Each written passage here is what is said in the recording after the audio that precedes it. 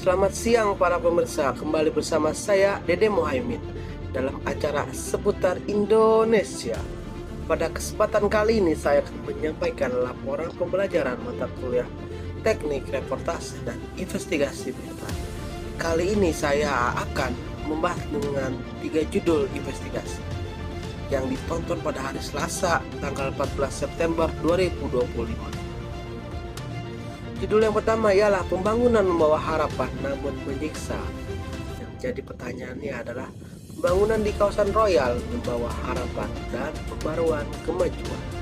Namun di balik itu tersembunyi pertanyaan mendalam tentang keberadaan mereka yang suaranya nyaris tak terdengar.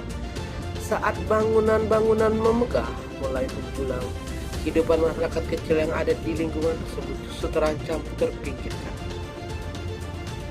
Revitalisasi yang dijanjikan seringkali tidak diikuti dengan perencanaan yang matang bagi penduduk lokal. Banyak di antara mereka yang terpaksa harus menghadapi relokasi tanpa adanya dukungan yang memadai. Mereka bertanya-tanya apakah suara mereka akan dipertimbangkan dalam kota tersebut apa tidak. Lalu krisis ekonomi telah melanda mereka.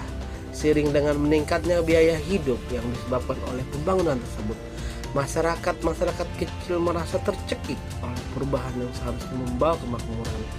Alih-alih mendapat keuntungan dari proyek ini, mereka justru terpaksa menyesuaikan diri dengan situasi yang sangat sulit. Ketidakpastian ini menciptakan rasa cemas di kalangan warga. Bagaimana mereka mampu bertahan di tengah perubahan yang cepat dan radikal? Mereka memperkuat perhatian bukan hanya pemerintah, tapi juga dari masyarakat luas untuk mendengarkan dan menghargai kisah-kisah mereka. Judul yang kedua ialah Protokol di Garis Bahaya Investigasi Kritis SOP Pemadam Kebakaran di Kecamatan Bukit, Kabupaten Serang. Investigasi ini mengungkap kondisi protokol operasional atau standar atau SOP pemadam kebakaran di Kecamatan Bukit yang ternyata masih jauh dari kata harapan. Dalam kasus atau beberapa kasus keterlambatan respon dan kekurangan alat yang memadai menjadi penyebab utama kegagalan penanganan kebakaran tersebut. Jika dibiarkan hal yang seperti ini bisa menimbulkan bencana yang lebih besar. Warga setempat mengungkap bahwa kekhawatiran terhadap kesiapan tugas pemadam kebakaran, keberadaan alat pemadam yang tidak terawat, alih-alih minimnya latihan, personel menjadi sorotan utama.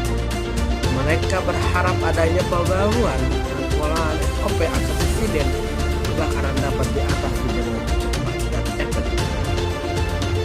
Dampak dari SOP yang efektif ini juga harus berpengaruh pada rasa aman masyarakat. Banyak warga yang merasa terancam, terutama di daerah-daerah yang rawan kebakaran. Ini adalah masalah yang harus diatasi sebelum jatuhnya korban jiwa.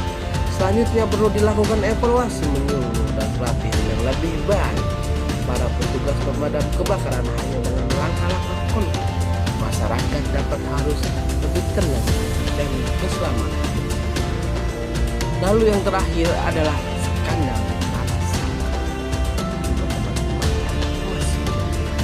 investigasi terhadap kisah Dimas Jong, orang pertama yang masuk Islam di Provinsi Banten, memperlihatkan sebuah skandal yang menghatikan makam yang seharusnya menjadi lokasi yang dihormati setelah konflik antara.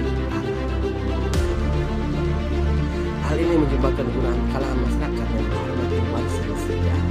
Sejarah Dimas Jong kaya akan nilai spiritual, seringkali diabaikan demi kepentingan bisnis. Masyarakat setempat merasa bahwa tempat ini menjadi sakral. Lalu, selama proses investigasi, banyak penduduk mengungkap kekecewaan moral